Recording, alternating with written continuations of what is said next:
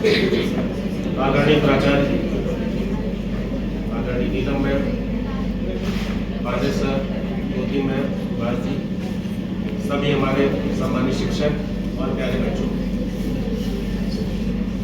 ये जो भी प्रोग्राम होते हैं ये प्रोग्राम आपके हित में होते हैं।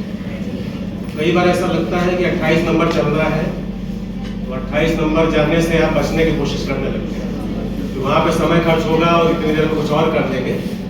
लेकिन आप ये सोचो कि समय शिक्षक प्राचार्य जी स्वयं और हम सभी लोग यहाँ पर आते हैं, सभी व्यस्त लोग हैं, सभी के काम हैं, तो इसका मतलब अगर यहाँ पर आए हैं तो कहीं ना कहीं छात्र हित की बात है और वो छात्र हित हम लोगों के लिए सर्वोपरि, उससे बड़ी कोई बात नहीं।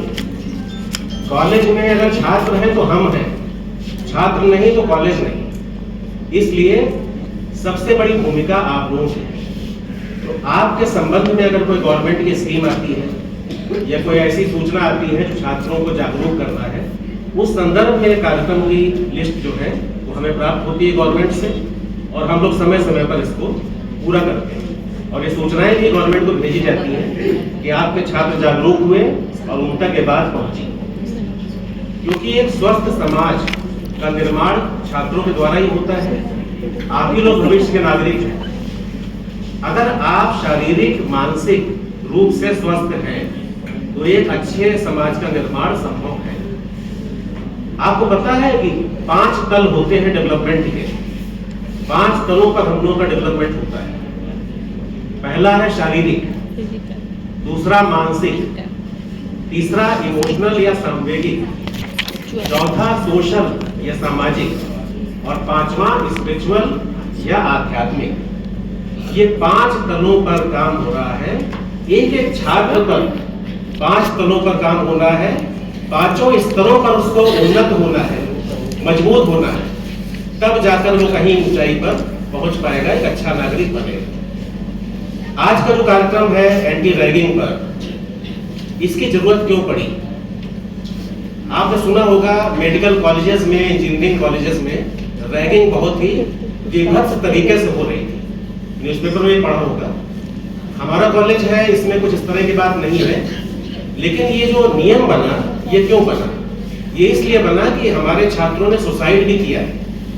इतना दुखी हो गए वो कि उनको आत्महत्या तक करनी पड़ी, उनको कोर्स को बीच से छोड़ना पड़ा, ड्रॉप आउट करना पड़ा। क्यों? क्योंकि रैगिंग से इतना भयभीत हो गए। शारीरिक उत्पीड़न, मानसिक उत्पीड़न, इन उत्पीड़नों को झेलने की क्षमता सब में नहीं होती। नतीजा कोर्स को बीच में छोड़ना, एक अच्छे कोर्स डिग्री से वंचित रह जाना, और उनके परिवार के बड़े सपने होते हैं बच्चों के, तो अगर जब रैगिंग होती है तो परिवार के सपने भी टूटते हैं। तो निश्चित रूप से ये जो गवर्नमेंट की स्कीम है, ये वाईडी कॉलेज में हम लोग क्यों चर्चा कर रहे हैं, हर जगह क्यों चर्चा कर रहे हैं? हमारे यहाँ रैगिंग वैसी नहीं है, लेकिन हो सकती है। इसी सावधानीवश आपको जागरूक करने का एक प्रयास किया जा रहा है। और कोई भी जानकारी कभी व्यर्थ नहीं जाती।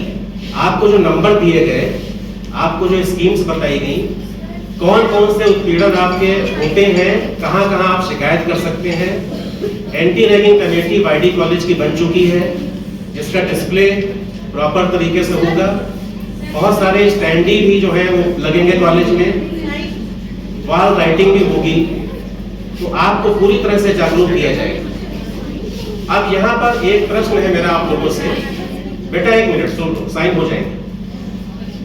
एक बात मैं आपसे कहना चाहता हूँ, आपके परिवार में अगर 4-5 भाई बहन हैं, तो जो बड़ा भाई या बड़ी बहन है, तो क्या छोटे भाई और छोटे बहन के प्रति उसका क्या कर्तव्य होता है? किस प्रकार से आप उनका संरक्षण करते हैं? सभी के घरों में भाई बहन होते हैं, तो आप देखिए जो बड़ा भाई या बड़ी बहन है वो बहुत ही प्यार से अपने छोटों को गाइड करता है। यहाँ पर भी जो सीनियर छात्र है उसका फर्ज क्या है कि जो भी जूनियर छात्र आया उसका संरक्षण करना है, उसको जानकारी देनी है, उसका मार्गदर्शन करना है, न कि उसे अपमानित करना है किसी प्रकार से। वाईडी कॉलेज के गेट पर घुसते ही संस्कृत में एक श्लोक लिखा हुआ है, कोई बच्चा बता सकता है क्या लिखा हुआ है? हाँ बताइए। क्या लिखा हुआ है बैठी कॉलेज गेट पर जैसे घुसते हैं? आत्मना प्रतिकूलानि परेशानी समाचरी। हाँ, इसका अर्थ क्या है? इसके लिए ताली बजा दीजिए। अर्थ क्या है? जो हमारी आत्मा के प्रतिकूल हो वो व्यवहार में दूसरों के साथ नहीं करेंगे। ठीक है, सारे छात्र समझ गए? बैठिए। आईटी कॉलेज में जो आप एंट्री करते हो उसके गेट पर ही आपको एक मैसेज मिलता है कि जो मुझे व्यवहार अपने लिए नहीं पसंद है वो दूसरों के साथ नहीं करना है। इस बात से सहमत है? हमें नहीं लगता, हमें कोई अपमानित करे तो अच्छा लगता है, तो हम दूसरे को अपमानित क्यों करें? मेरा शोषण कोई करे मुझे नहीं पसंद है, हम दूसरे का शोषण क्यों करें? अगर इस लाइन को जीवन में उतार लें तो ये जो रैगिंग की समस्या है ये कभी पैदा ही नहीं होगी और एंटी रैगिंग लॉ लाने की कोई आवश्यकता ही नहीं पड़ेगी। सिर्फ इतना सोचना है कि हमें अपने प्रति जो व्यवहार नहीं पसंद है वो दूसरों के साथ नहीं करना है। एक संकल्प ले लें आज कि हम वही व्यवहार करेंगे जो हमें खुद के लिए पसंद है। सीनियर के नाते जो नए छात्र आने वाले हैं उनके प्रति आप जो जिम्मेदारी निश्चित कर दीजिए कि उनका भी मार्गदर्शन करेंगे, किसी प्रकार से उनका उत्पीड़न नहीं करेंगे, ये संकल्प भी ले लें। और इस कॉलेज को ऐसा बनाना है कि ये कॉलेज विश्व के पटल पर अलग चमके, भारतवर्ष में अलग चमके। आप ही लोगों पर सब कुछ निर्भर है। रैगिंग का कोई भी केस, सिंगल केस भी पूरे सत्र में ना मिले, ऐसा प्रयास किया जाए तो निश्चित रूप से हमारे कॉलेज के लिए, शिक्षकों के लिए, प्राचार्य जी के लिए और हमारे बच्चों के लिए बहुत ही सुखद अनुभव होगा। क्या आप राजी हैं? हाथ उठाइए, कितने लोग राजी हैं? सभी लोग।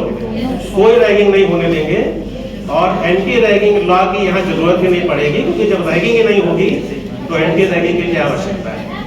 तो सेल्फ डिसिप्लिन के साथ सभी लोग आगे बढ़ेंगे। मेरी शुभकामनाएं, आशीर्वाद आपके साथ है। मैं भी एंटी रैगिंग कमेटी का सदस्य हूँ। किसी की कोई समस्या हो निसंकोच मुझसे मिल सकता है। All the best.